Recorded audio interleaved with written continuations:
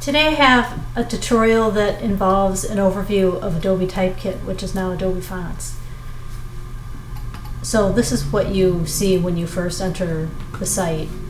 It's at fonts.adobe.com.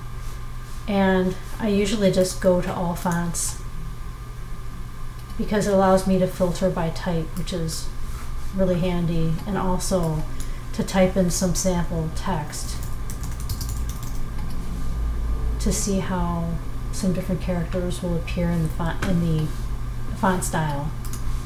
So I'm just looking for something not too fancy that has a wider range.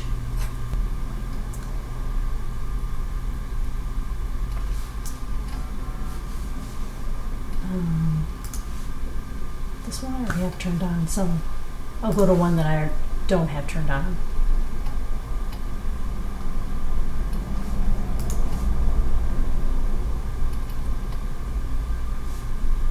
Century Gothic is probably good. I'm just going to turn on this entire font. And here you can turn off fonts. You can, under your Manage Fonts, which is probably a good idea because applications can get bogged down with, and it can get kind of cumbersome to sift through so many fonts, especially ones you're not using. So I'll go back to my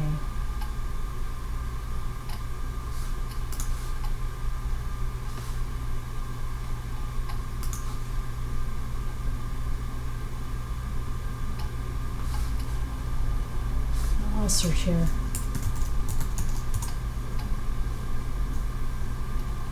My Century Gothic font that I just turned on. And I'm going to use that here. In Photoshop, you can turn this panel on by going to Window Character.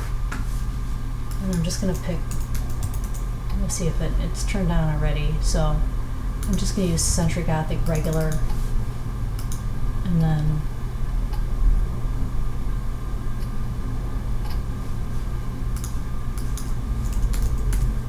Century Gothic bold, Century Gothic Pro, Century Gothic Pro. And I'm going to show you how this lays out in Illustrator as well.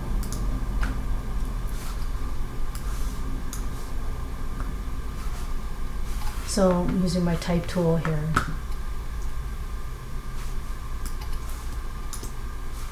And I'm just going to paste the same type.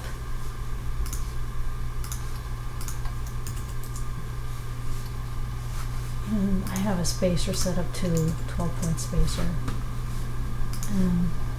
And you go here, Window, Type Character, Command T.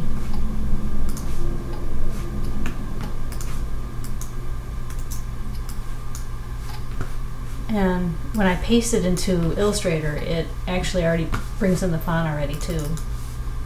Century Gothic Pro Bold. So then I'm going to copy this same, and I'm going to go over to InDesign, create a new document,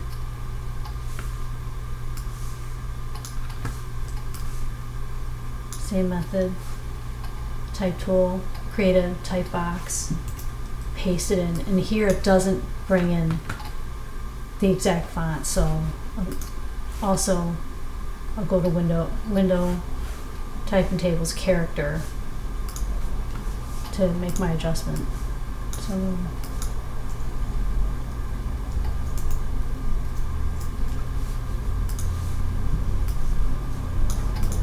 Century Gothic Pro Bold, Century Gothic Pro Regular, and I have a spacing set up.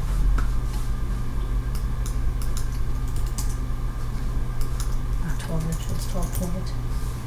And Century Gothic Pro Bold for the name.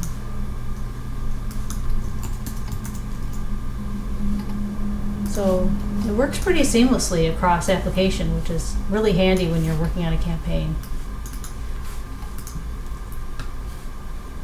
And then I just go back here, go home,